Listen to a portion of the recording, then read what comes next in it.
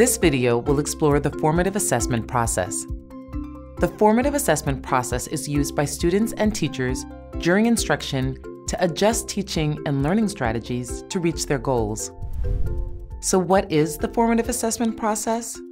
Let's start with what it is and what it's not. Formative assessment is a process, not a thing. Even though it includes the word assessment, it's not a final test of what students can do. It is a process that occurs during learning, not after.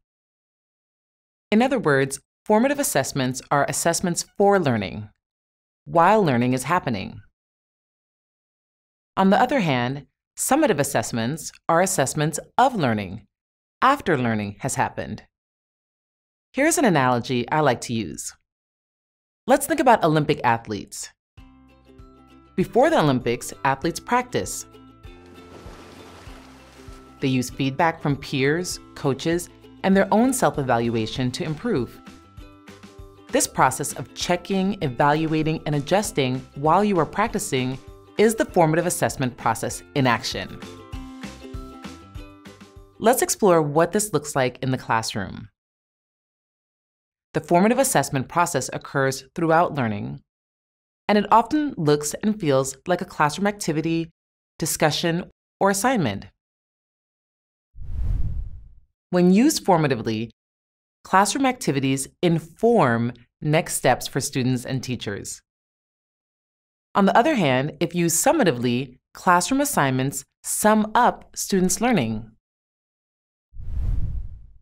It is important to remember that in order for a quiz or assessment to be formative and not summative, the focus should be on teachers and students using the results to adjust and inform next steps for learning.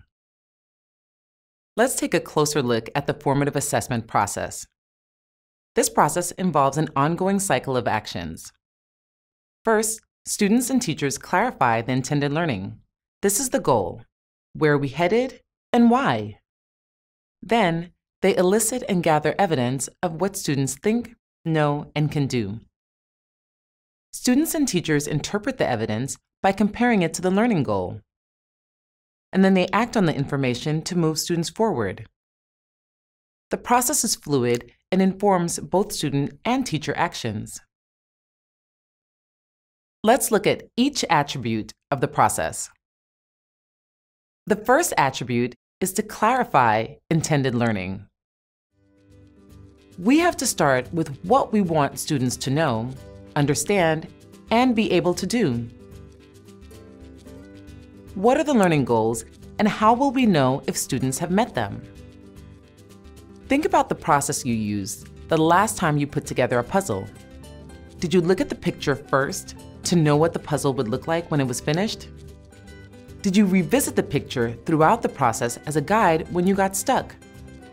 If we know what the big picture looks like, it can help us put the pieces together.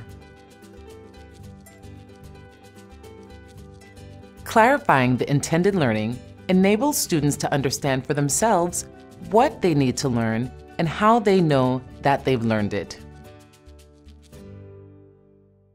The second attribute in the formative assessment process is to elicit information about students' thinking. This requires students and teachers to use an assessment lens, meaning they gather information about how students are thinking about a problem, question, or task.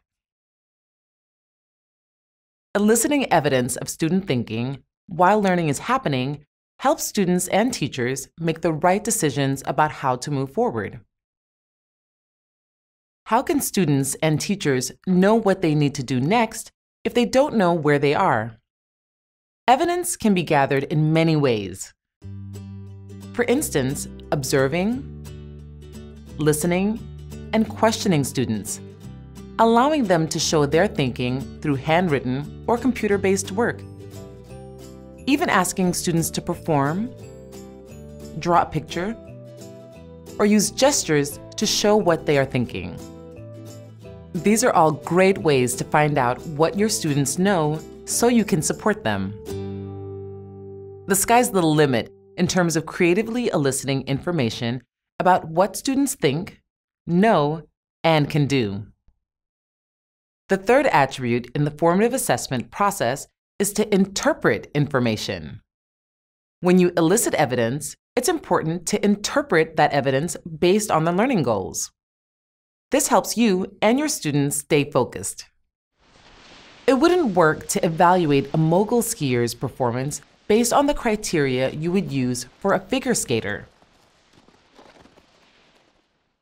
It's important to interpret and evaluate what students know and can do based on the specific learning goals and success criteria. Sometimes interpreting evidence can be hard to recognize because it can happen very quickly in the moment. On other occasions, interpreting evidence requires tools and takes more time. Let's look at an example of interpreting evidence in the moment. When a student answers a question, we immediately try to recognize where they may be struggling with respect to the learning goal. Other times, the interpretation process takes a little longer. For example, we might use a specific rubric to compare a student's performance related to the learning goal. Students can also use rubrics for peer and self-evaluation. The last attribute in the formative assessment process is to act.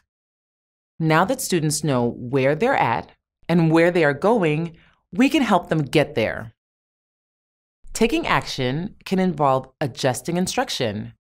For example, reteaching something in a different way, differentiating a learning task, using a new strategy, showing explicit examples or non-examples, altering the sequence of activities or tasks, or modifying the task for students in order to meet them where they are. We can help our students take action by providing them with opportunities to act on the feedback they have received. The formative assessment process is most effective when all 4 attributes are used together and students are fully involved in the process. This process can accelerate learning by identifying and acting on learning gaps in real time. The formative assessment instructional supports, along with the interim and summative assessments, are designed to work together to support high-quality teaching, improve learning for all students, and prepare students for life after high school. We hope this information about the formative assessment process was helpful. Thank you for watching.